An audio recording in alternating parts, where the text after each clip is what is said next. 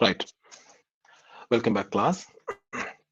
This is what we did in the previous class, right? So, continuing from where we left off, Chronicles, we saw how Chronicles played a pivotal role in shaping the Renaissance and the Elizabethan Age also. Today, we'll be continuing from there. And for today's, give me a minute. Yes, right, the Elizabethan Age, part 4 today. So, three important aspects we are going to discuss today. One is the renewal of poetry that happened during the Renaissance and theatre, the Reformation that happened on the stage. And the two great influences there, the classical influence and on comedy and the classical influence on tragedy. Then you have the translations. Only these we'll see today. So the renewal or the rejuvenation of poetry. Poetry, I told you, had fallen into disuse after the Renaissance reached the shores of England from Italy. I told you Renaissance began in Italy, especially in the centers of Bologna, a whole lot of Padua, Venice from there. And we also saw the reasons why it emerged in these centers. So it reached the shores of very late it reached the shores of England. Maybe 100 or 150 years later, it reached England from the shores of Italy. And poetry was not the first medium that rose to prominence. First medium that rose to prominence was, we saw, right? It began with the humanists. The humanists paved the way for the Renaissance. And then we saw how the educationists and the Reformation, religious controversies, other things happened. Now the renewal of poetry, how it materialized as an important force during the Renaissance.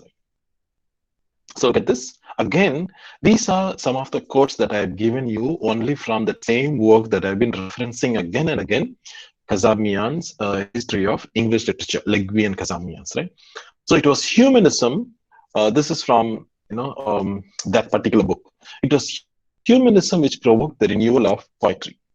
Two poets of the court, remember, two poets of the court undertook the task of renewing poetry, and they were Yacht and Surrey.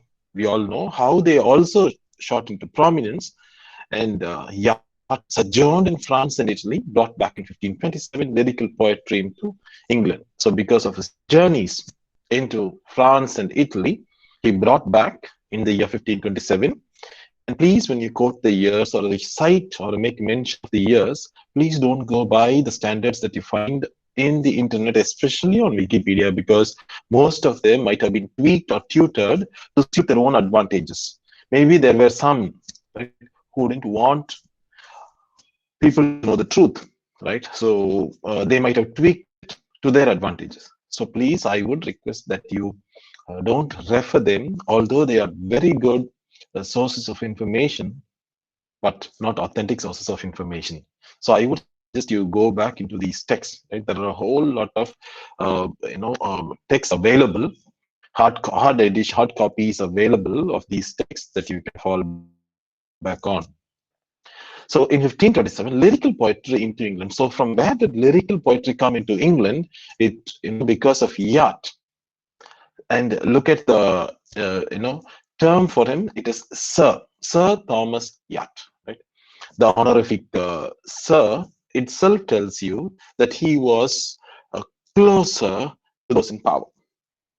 So Sir Thomas Yacht sojourned in France and Italy, brought back in 1527 lyrical poetry into England. Just a minute. Yeah. Turning on. So what do they desire? They desire to fashion English verse on the model of the Italians or of the ancients seen through an Italian medium. Again, I'm just quoting from Legui and Kazamian. Because some of these lines I so cherished and I so enjoyed. So what was the medium on which English verse was fashioned? English verse was fashioned on the model of the Italians or of the ancients seen through an Italian medium. He borrowed from the Italians poetic forms unknown to his fellow countrymen, Dante's Terza Rima, Serafina's Trambotti, and the Petrarchan sonnet. So now you know the influence of the Italian medium on English versification, the lyrical quality especially that came into England through this medium. Now, this is again something that I'm quoting from Ligvi and Kazamian. Restored nobility, grace, and harmony to English verse. That was what these two aimed at. Yat and Surrey, the pioneers there, they wanted to restore nobility, grace, and harmony to English verse. And it was by the sonnet that lyricism again entered English poetry. Yacht's, see this beautiful line, I so loved it for years now. Yacht's sighs and supplications are Petrarchian. Yacht's sighs and supplications are Petrarchian. Unfortunate that Sir Yacht died at 39 years old. When he was just 39, he passed away, and Surrey was also sent to the scaffold by none other than Henry VIII himself when he was only 30. But Yacht and Surrey, again, they did not publish anything during their lifetimes. But after 10 years, after he has been legally murdered because he was sent into the scaffold by King Henry VIII, King Henry VIII was merciless. He sent many to the scaffold. Right? So that Richard Tottle, the printer, brought their verses out. See the nobility of a printer. Even in the 20th century, you find the metaphysical lyrics of the 17th century were resurrected once again thanks to the printers, the publishers, who made a great effort. Same way here, a printer takes notice of them, and he brought out their verses together with those of some inferior authors in the title called Tottle's Miscellany. Now coming into theatre. I've just given you the whole thing in a very concise way because theatre is not our discussion here. This is just a launch pad going into the Elizabethan Age per se. So just an introduction because we have been doing an introduction to theatre right from your undergraduate days. This is your final year, final semester, and we don't have time. We have just around 5 more classes, if I'm right. So I'm just going in the same pace that we started, so that we'll finish in time. Theatre, miracle plays lost ground gradually as the Reformation advanced. Why was that? The miracle plays were basically an enterprise that was a Catholic medium. So the Protestants, look at this, how mean of them, because someone else from a different sect brought it out. They didn't want to emulate it. So here you find the miracle plays lost ground gradually as the Reformation advanced. Moralities were modified and renewed with the spirit of the Renaissance or the Reformation. And what did theatre do? The morality plays were modified, and theatre went into the moral mode. Right? They gave a lot of moral lessons, like Skelton's, John Skelton's morality play, Magnificence, 1516, the same year that Utopia was published by Thomas More, isn't it? So 1516 aims at warning Henry VIII against mad extravagance. Look at how brave this guy should have been to write a play, a morality play that too aimed discreetly, subtly, indirectly at Henry VIII, Magnificence, against mad extravagance. He was a king who surrounded himself with a lot of friends who basically liked revelry. So his hero, Magnificence, is brought to ruin by bad counselors and would kill himself had he not been saved by the intervention of good hope, circumspection, perseverance, and others. So that is the morality play. And another morality play, again by him, the Four Elements. We know the Four Elements, right? So in Greek times, the four elements were, I think, water, fire, earth, and air, right? Yeah. So 1519, it came out. John Redford's Morality, the play of wit and science, morality plays. Now going into the Reformation on the stage. Just giving you a cursory glimpse so that you will do some extensive reading. I'm not here to elaborate on things. So for you to get an idea of what, this is just a preview, right? Then we'll go into the Elizabethan Age in full throttle, the Reformation on the stage. Lindsay, he wrote the Satire of the Three Estates. Satire, it's a satire. Who are the three estates? The nobles, the clergy, and the merchants. It is a political and a religious play with the moral, the nobles, the clergy, and the merchants. What the fourth estate we know, no? The press is called the fourth estate. So the first three estates, just have them in mind. The nobles, the clergy, and the merchants. They are censured, they are admonished. In a way, they are chided. Why? Because they are giving too much ear to sensuality, wantonness, and deceit. Three things that he found even in those days, these three pivotal pillars of society. They were known to indulge themselves. See, he is very polished, giving too much ear to sensuality, wantonness, and deceit.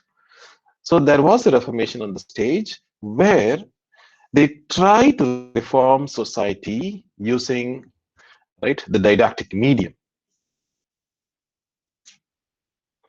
And John Bale, otherwise called Bishop John Bale, was the most famous dramatic champion of the Protestants.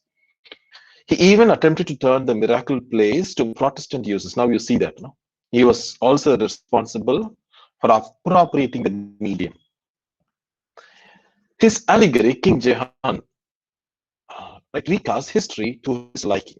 He wants to turn history around, see how history can be represented or represented, tweaked, manipulated, modified by a play, by a writing, by a text. He makes of the deplorable John a great king.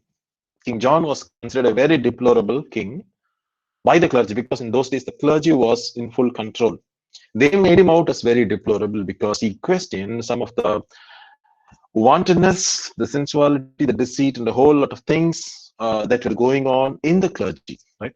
So he was deplored as a very negative king. But Bishop John Bale, see again there is politics in it. Right? Bishop John Bale, he says because John had been bold enough to rebel against Rome and all his false crimes and cowardice are therefore wiped out. All his faults, all his crimes, and all his cowardice are therefore wiped out because he rebelled against Rome and because John Bale is a Protestant. You see how it is represented, how the political comes into representations in a play. Now see, he is represented as a noble victim, a man misunderstood and a noble Protestant. Again, right, representations matter. The politics of representation, we call it. We don't really know, right, who represents who, in which ways, or is it for the better or is it for the worse? We don't know, right? New historicism comes in handy for us there to an extent. So these are some of the interludes that happened, the Reformation on stage. So Callisto and Meliboa is one interlude. Then you have all of them by John Haywood. Then you have Witty and Witless. James and John discuss whether it's better to be a fool or to be a wise man.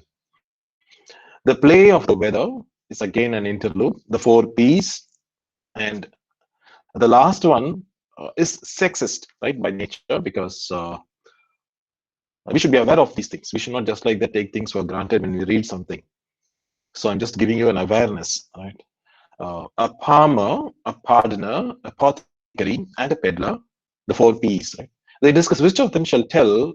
I'm sorry about the mistake there. I typed it out wrong there. The biggest lie. Which of them shall tell the biggest lie? The pilgrim declares that in all his travels, he's never seen a woman lose patience. So that was the biggest lie. And the others allow that he has won the prize.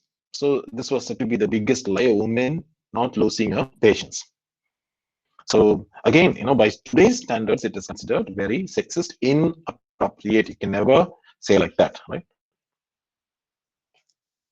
Now, again, in theater, the classical influence in the realm of comedy.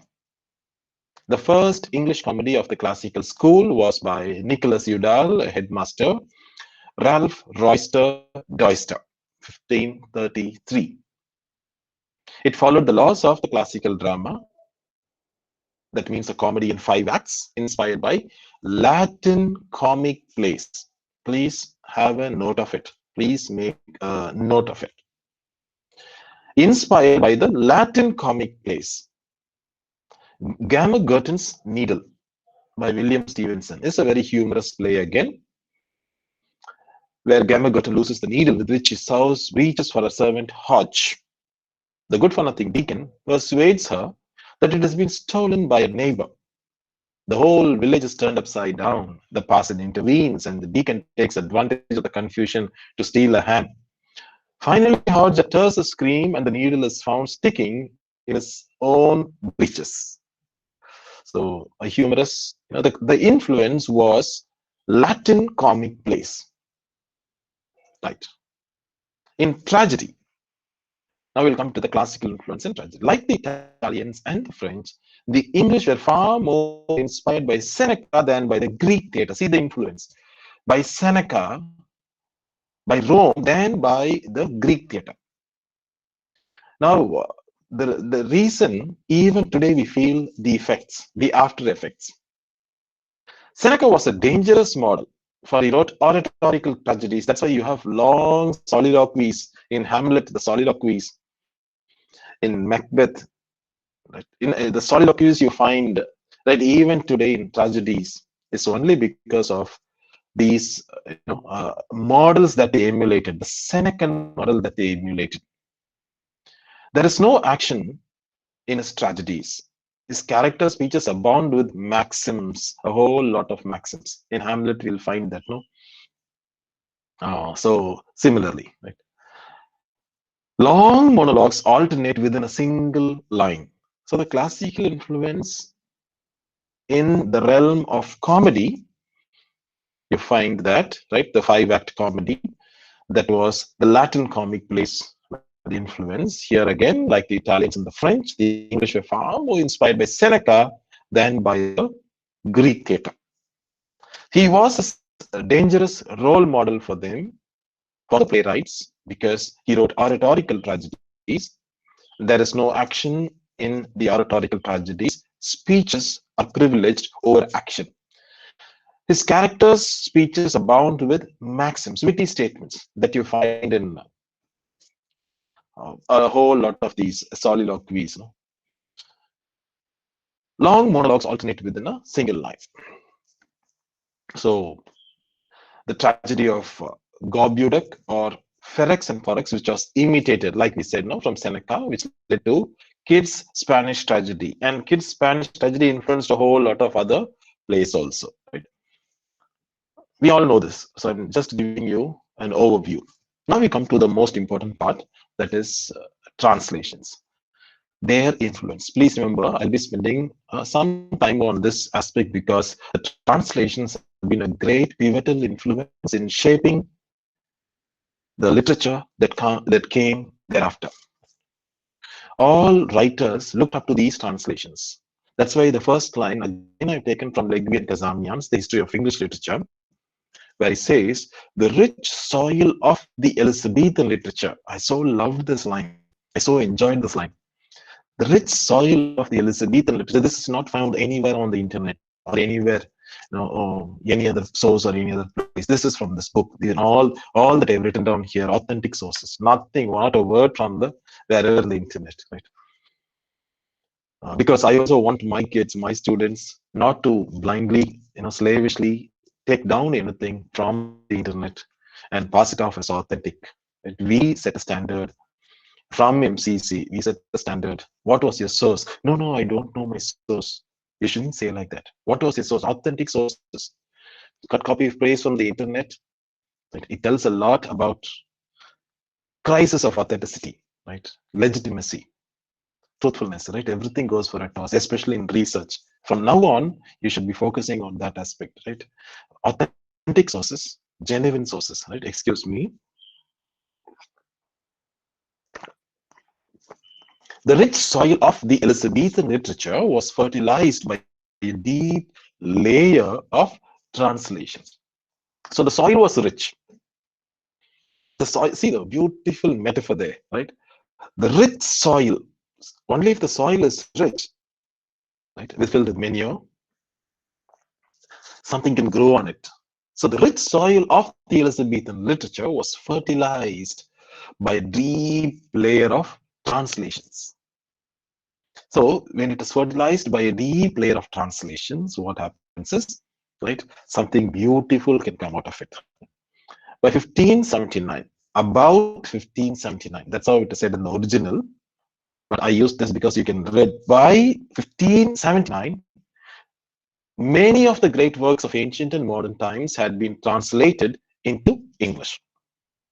So most see how much we should be grateful to these translators.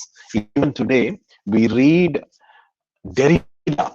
In a way, Derrida's popularity we owe today to Gayatri Spivak's translation of grammatology into English. You'll find the translator's preface that she has written to this book. It runs into, if I should not exaggerate, almost 100 pages. Translator's preface, right? The translator's preface itself runs to around almost 100 pages. How much effort she should have taken to write the translator's preface. Look at this, right? It goes on and on and on and on.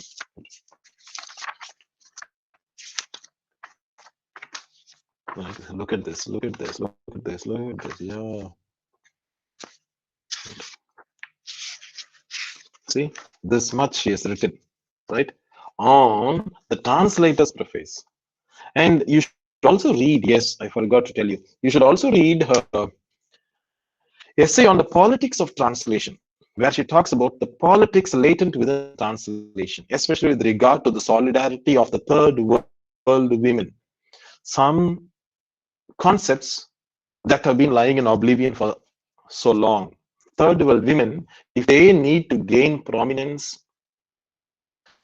if they need to gain a lot of acceptance in the mainstream literary world, mainstream feminist literature, they need to be translated. They need to speak the voice and it needs to be translated. Why are all the works only translated into English? Why don't we turn native? She says. Right?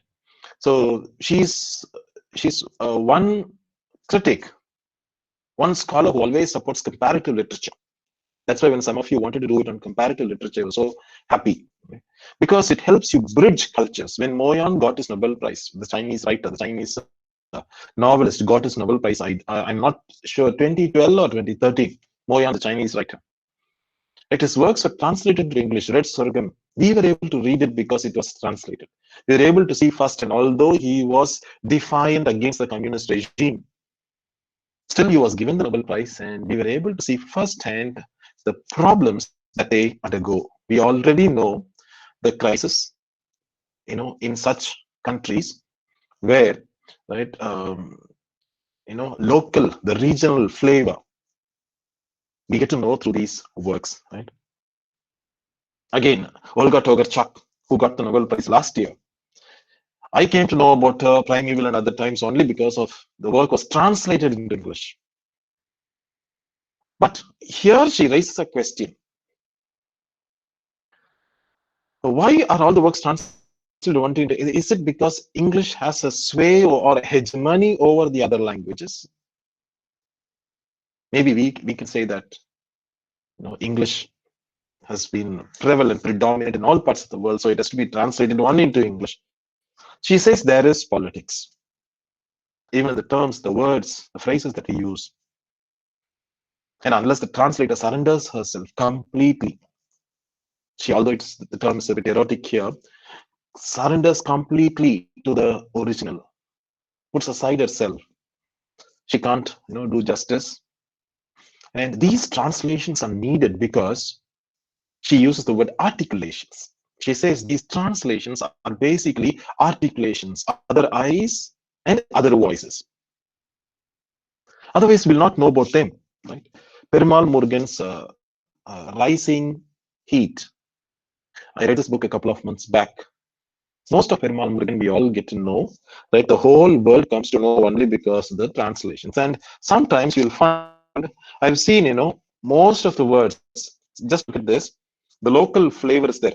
The translator leaves it at that. What's the translator here? See, Janani Kannan, right? She's done a very good work. I was all appreciative of this wonderful translation which Ms. Janani Kannan has done. Some places, because of untranslatability, she has written, like, look at this. Whenever Kadalai Mavu was made, it got over quickly. Right? So some of the terms you get here are the local flavor is Tata. Stop talking and lie down. Tata is the regional or the vernacular word for grandpa, Tata, or party. Right? Mamoi, you must taste the palm extract from this tree. Right? Look at that page number 69. Right? I have highlighted that. Sometimes you might not, and see the next word also, Maple. Right? Mamo, which it's a dialect. Right? And interesting, you should read this, please read this. You will not know and see the word party. Right? Hope you're able to see that, right? Party. So some words, unless you are able to surrender, please read that essay, The Politics of Translation. So here, just try to connect. The translations have a great influence. Shakespeare was influenced heavily. Not only Shakespeare, a whole lot of writers. We call the Elizabethan age as a golden age only because pronounced to these translators. Otherwise, you would not have such a golden age. Although the sobriquet, the golden age, might be a misnomer by today's standards, but still it was golden to an extent that the rich soil of the Elizabethan literature was fertilized by a deep layer of translations. From there came up so-called original works in English literature. None of Shakespeare's works is original. As P.J. Woodhouse once said, no, plots for sale. Beware. Plots for sale. Right? Beware, Shakespeare might steal it. Right? So none of Shakespeare's plots were original. They were always borrowed. But still, right? The originality of Shakespeare lies elsewhere. We will discuss that when we come to Shakespeare. We are going to come to Shakespeare shortly. We see, Harold Bloom says that Shakespeare was the only writer among the canonical writers whom he mentions who was untouched by the anxiety of influence. Why? Right? That strangeness, that originality. Although he begged, borrowed, stole everything. We'll see why. Right? So the translators, hats off to them, respects to them. We have a great number of translations today than we had in the past. And the importance of translation gives us a celebration of, or the articulation of voices from all over the world. When Thionge, Ngugi wa Thiong'e, he said, I'm not going to write in English because my culture, the specifics of my culture cannot be articulated in another tongue. Arvind Malhotra says, the borrowed tongue sets the true one free. But here he says, it cannot articulate my cultural specifics. So I will go back to Gikuyu. But Chinua Achebe, as we all know, he says, I'm going to write in English because using the master's own tools, I would like to dismantle the master's own house. So, regional specifics are brought to the forefront when a translation is made. Not only that, we get a glimpse of those great writers of the past. Even today, we read a Plato or an Aristotle or all these great legends of the past. Seneca, we will see them here, right? All these great legends of the past only because of these translators. And there is a great scope for translators every other day. The world needs a lot of translators. Those not only people who have done, students who've done courses in MA translation studies, you can also do short-term courses in translation studies. The reason is there is a huge demand for translations today, right? Perumal Murugan is just the tip of the iceberg. There are a whole lot of translators who are in need today. There's a great demand from any writing to any writing. Spivak, look at Spivak. She was a polyglot. A polyglot means a person who's well versed in many languages. From French, she translated this into English. And she also translated from the Bengali. Mahashweta Devi, a very close friend, her works into English. That's where she saw two translations. One was the title of one translation was The Breast Giver, the other one was Wet Nurse. I think so, right? And so she said how translations are well deep rooted in what is called ideology or conditioned by the regional specifics. So this made a critique, right? The concept of translations in itself. That's why this wonderful work, this text, The Politics of Translation. Please read it. Going into the translator general of the age. Philemon Holland was called the good humanist and the translator general of his age. He gave his country Livy 1600, Pliny the Elder, and Plutarch's moral writing 1603. But the masterpiece of verse translation was incontestably Chapman's Homer. Thanks to Chapman, or grateful to Chapman, or pronounced to Chapman, we have the Iliad in English. It became a great Elizabethan poem. Diobarthus was called, this is maybe they might ask you in the exams also, right? Who was called the treasure of humanism and the jewel of theology. Treasure of humanism and the jewel of theology. Who was that? Diobarthus.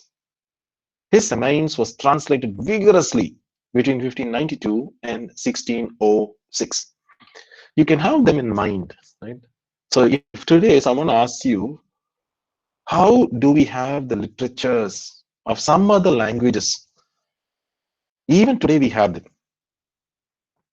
Like the Tirukkural, the Bible, the Gita, the Quran, they all have been translated. If they've not been translated, you've not been able to access them today at all. Someone would have said something, oh, that is there. We'd immediately, faithfully oblige them. Whatever they say, we'll oblige because we don't have access to the original. And when we don't have access to the original, we are literally oblivious of the source. But thanks to the translators, we have access to the originals. And that's why even today, they say, read the originals. Originals in the sense, original translation. The Bible's original translation that we got was in the year 1611, King James version of the translation.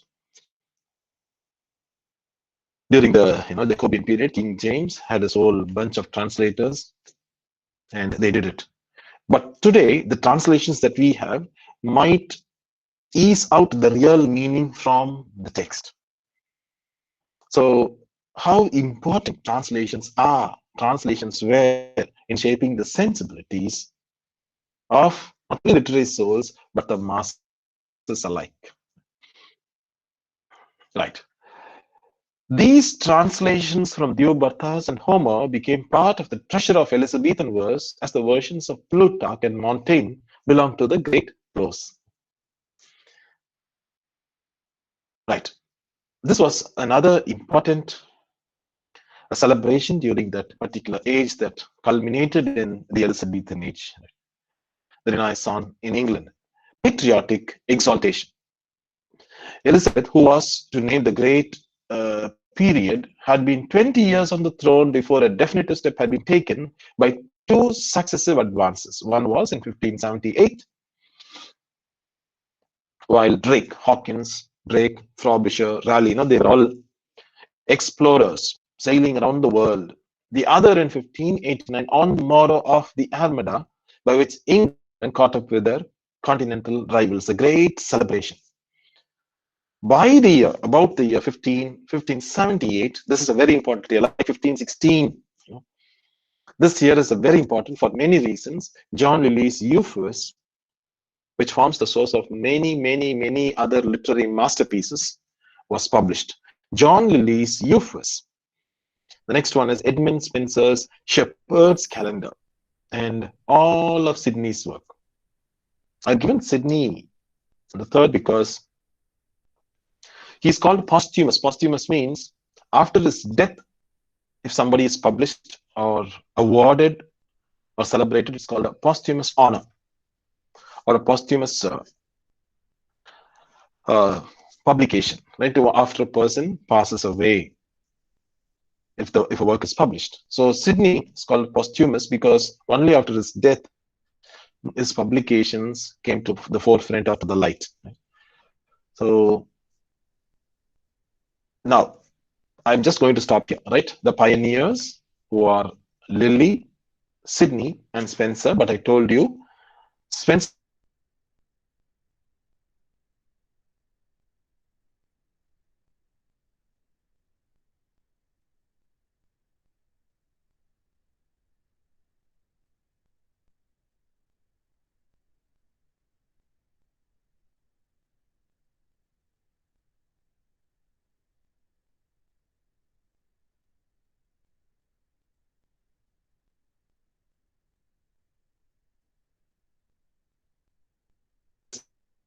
what was that?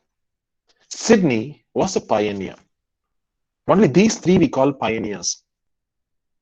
Shakespeare is not called a pioneer in that respect. Sidney was called a pioneer. Why was that? In his own field, he was remarkable. I'm just trying to connect with you and me. How can we be called pioneers when we make a contribution that no one else has already made? So if I can put it in a question or word it in a question format, what is the contribution that you are going to make that nobody else around the world has already made? I repeat, what is the contribution that you are going to make that nobody else in the world has already made? Therein lies your individuality. Therein lies your uniqueness. No one else has ever thought about that this way. There is something unique about me. And this is a trendsetter of thoughts, a trendsetter worthy of emulation. Yesterday in a class, I was telling them a new idea should be useful, should be creative, and the third one is it should be influential. It should impact the society at large. A new idea that you have for your MA dissertation project should be original, that is creative. Second one is it should be useful. Third one is it should be influential. And anyone reads it, yes, this is amazing. Like Archimedes used the word eureka when he was there, in his tub. Eureka, which means I have discovered. That eureka moment. Lilly had this eureka moment.